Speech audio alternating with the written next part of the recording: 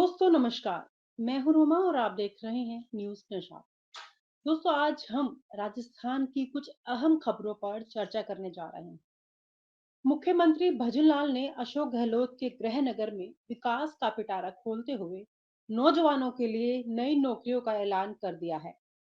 क्या ये वादे धरातल पर उतरेंगे या फिर ये सिर्फ एक चुनावी हथकंडा है? दूसरी ओर मुख्यमंत्री के काफिले का एक दर्दनाक हादसा, पुलिस के जाबाज सब इंस्पेक्टर जोगेंद्र सिंह ने जान गंवाई। साथ ही टैक्सी ड्राइवर की भी दर्दनाक मौत ने प्रशासनिक सुरक्षा पर सवाल खड़े कर दिए हैं। वहीं खबर ऐसी खबर है जिसको सुनते ही रोंगटे कांप जाते हैं। 56 घंटे तक जिंदगी और मौत के संघर्ष करता मासूम आर्यन आखिरकार मौत के आगोश में समा गया। पूरे राज्य में शोक की लहर है। यह घटना न केवल भावनाओं को झंझोर देती है बल्कि प्रशासन और बचाव तंत्र की तैयारी पर भी सवाल खड़े कर देती है। इन तमाम मुद्दों पर बातचीत करने के लिए हमारे साथ इस समय मौजूद हैं राजस्थान से senior journalist Ramesh Gandhi ji. Sir नमस्कार, स्वागत है आपका। बहुत बहुत धन्यवाद रोमा जी। सर मेरा पहला सवाल आपसे है कि मुख्यमंत्री भजनलाल द्वारा नौजवानों के लिए घोषित नौकरी और भर्तियों की पारदर्शिता और समय सीमा को लेकर सरकार क्या कदम उठा रही है ताकि ये केवल चुनावी वादा ना बनकर रह जाए? इस पर आपकी क्या राय है? देखिएगा रोमा जी, मुख्यमंत्री भजनलाल ने भारतीय जनता पार्टी के घोषणा पत्र के मुताबिक जो चुनाव में जनता से प्रधानमंत्री नरेंद्र मोदी और भारतीय जनता पार्टी ने वादा किया था कि युवाओं को रोजगार देंगे, किसानों को उनकी फसलों का उचित दाम देंगे, महिलाओं को स्वयं सहायता समूह द्वारा रोजगार देंगे और कई अन्य योजनाओं को धरातल पर उतारेंगे, प्रदेश को औद्योगिक क्रांति की ओर अग्रसित करेंगे। उसी तारतम्य में अब मुख्यमंत्री भजनलाल का 1 वर्ष का कार्यकाल समाप्त होने जा रहा है और 15 तारीख को उनका जन्मदिन भी है। जन्मदिन की पूर्व संध्या पर उन्होंने आज भूतपूर्व मुख्यमंत्री अशोक गहलोत के गृहनगर जाकर जबरदस्त तरीके का बेरोजगार छात्राओं को 15,000 छात्र छात्राओं को रोजगार के नियुक्ति पत्र देकर अपने घोषणा पत्र की प्रथम अहम घोषणा को पूरा किया है। 81,000 युवक और युवतियों के लिए रोजगार खोलने की भी उन्होंने घोषणा की है। कुल मिलाकर आज का दिन प्रातःकाल से ही उनके लिए बहुत अस्मरणीय और प्रेरणादायक रहा। उन्होंने सरकार के 1 वर्ष पूर्ण होने के पूर्व आज सुबह जयपुर में विकसित राजस्थान रन वे का हरा झंडा दिखाकर हजारों लोगों को प्रगतिशील राजस्थान, उन्नतिशील राजस्थान और प्रधानमंत्री नरेंद्र मोदी के संदेशों के साथ आज जयपुर की सड़कों पर तरुणाई, छात्र छात्राएं और बुजुर्ग सभी लोग दौड़े हैं और ये हर जिले में इस प्रकार का आज कार्यक्रम था जिसको सभी जिले के हजारों लोगों ने, छात्रों ने, छात्राओं ने, बुजुर्गों ने, व्यापारियों ने इसमें बढ़ चढ़कर हिस्सा लिया। और अब मुख्यमंत्री भजनलाल पूर्णतः विकास की दौड़ में राजस्थान को तेजी से दौड़ाने लगे हैं, क्योंकि सबसे बड़ा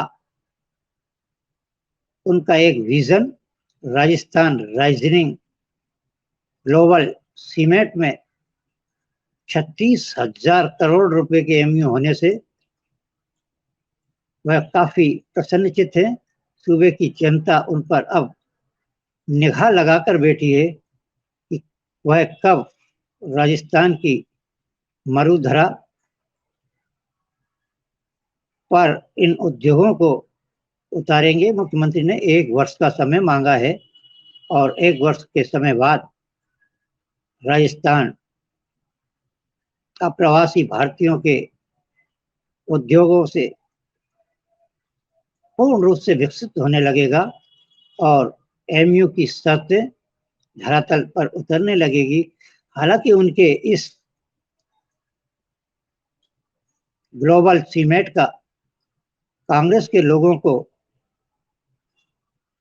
जो प्रगति और उन्नति देश विदेशों से जो उद्योगपति आए वह पच नहीं रही है। कहीं अशोक गहलोत आरोप लगा रहे हैं 36,000 करोड़ के एमयू तो कर लिए हैं और 1 साल का समय मांगा है, वह कैसे पूरा करेंगे? ये केवल घोषणाएं हैं और सरकारी फजूली खर्च है। वहीं दूसरी ओर आज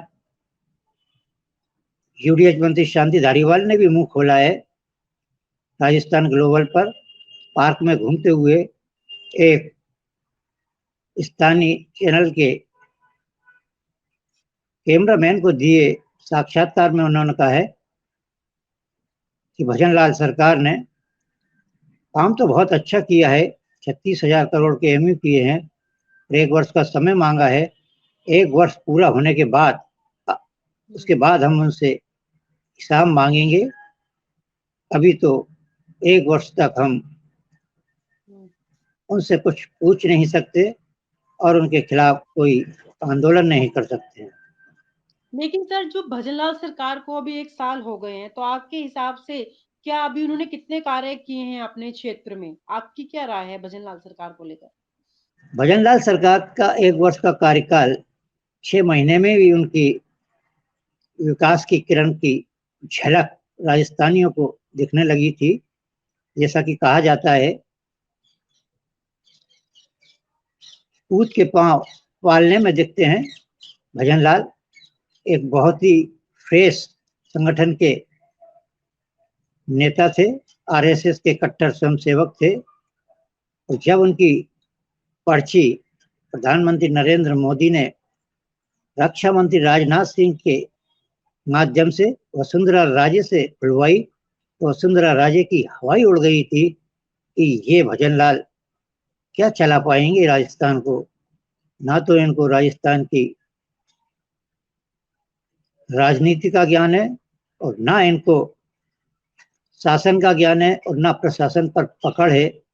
लेकिन 6 महीने बाद ही उन्होंने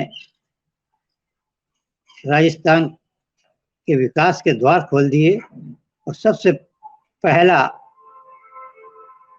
एमयू उन्होंने अपने समीप के प्रांतों मध्य प्रदेश और हरियाणा से किया पानी के बंटवारे को लेके। फिर उन्होंने प्रधानमंत्री नरेंद्र मोदी ने विधानसभा में जो जनता को आश्वासन दिया था ईआरसीपी का, उसको भी उन्होंने पूरा किया। अब 17 तारीख को प्रधानमंत्री नरेंद्र मोदी दूसरी बार 1 सप्ताह में मरुधरा राजस्थान के दौरे पर आ रहे हैं और वह ईआरसीपी जो कि एक अन्नदाताओं की लाइफ लाइन का प्रोजेक्ट है, उसका शंखनाद करेंगे, उसका उद्घाटन करेंगे। कोटा में भी ईआरसीपी का एक प्रोजेक्ट नौनेरा बांध बनकर तैयार हो गया है और कई बांध टोंक में भी और अन्य जिलों में बनकर तैयार हो गए हैं। इससे मुख्यमंत्री भजनलाल की साख तो बढ़ी है, वहीं प्रधानमंत्री की गारंटियों को भी उन्होंने पूरा किया है। कुल मिलाकर भजनलाल अब दूसरे वर्ष की पारी में विकास, रोजगार और अन्य मुद्दों पर सूबे की जनता को नई नई सौगात देंगे। और आप हमसे जुड़े रहने के लिए सब्सक्राइब करें YouTube पर, फॉलो करें Twitter पर और लाइक करें Facebook पर। और ज्यादा जानकारी के लिए आपको टाइप करना होगा सिर्फ न्यूज़ नशा।